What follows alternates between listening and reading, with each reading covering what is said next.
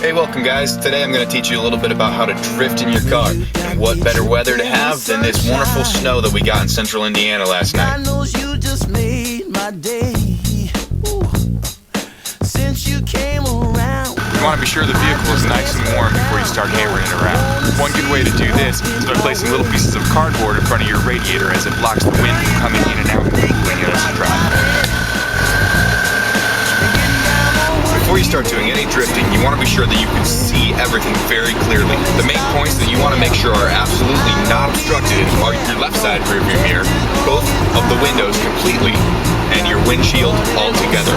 Your window wipers as well as your hood. If you're going to be doing this in the cold, synthetic materials are not good to use. So if you got the leathers, I recommend you bring them.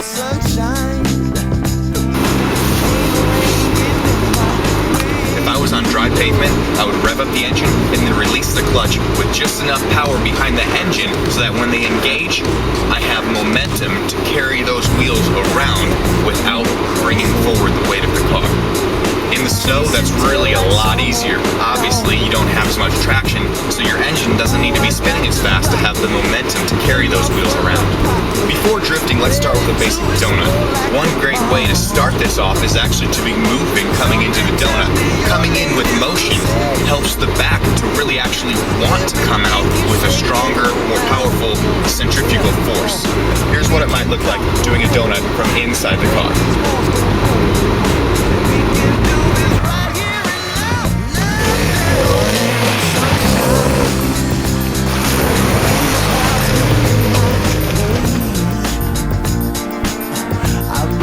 Drift includes the exact same principles of the donut, except more emphasis on the speed coming into the maneuver. If we count the back tires as having an angle of 0 because they are parallel, facing the same direction as the car, then we should have the front tires at something of a 15 to 20 degree angle in a drift, depending on the angle of the turn itself and how much you need to drift out the back end in order to get around that turn properly.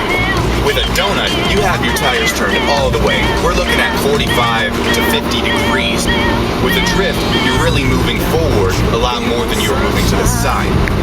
The whole point of a drift is really to get your vehicle around a corner faster in the middle of a race, eliminating the need to slow down using your brakes. In the snow, it's just fun. But whatever you do, be careful not to hurt your car, yourself, or anyone around you. Not in that order. One thing to watch for is like right there's a fire hydrant.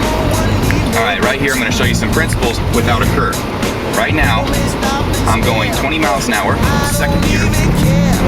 I gun it, and you can see the whole car shifts over. I didn't have to slow down or speed up at all to go through there.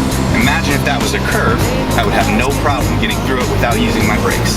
I'm now, this time, going about 25 for starters, still second gear. Gun it, turn, have a little stronger angle.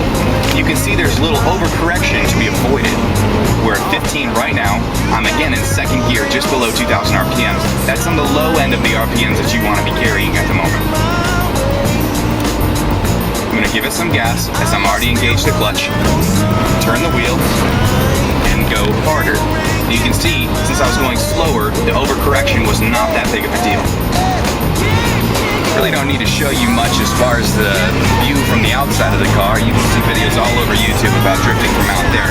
But this is just a better view, better insight on what goes on inside the car during one of those drifts. Thanks for watching.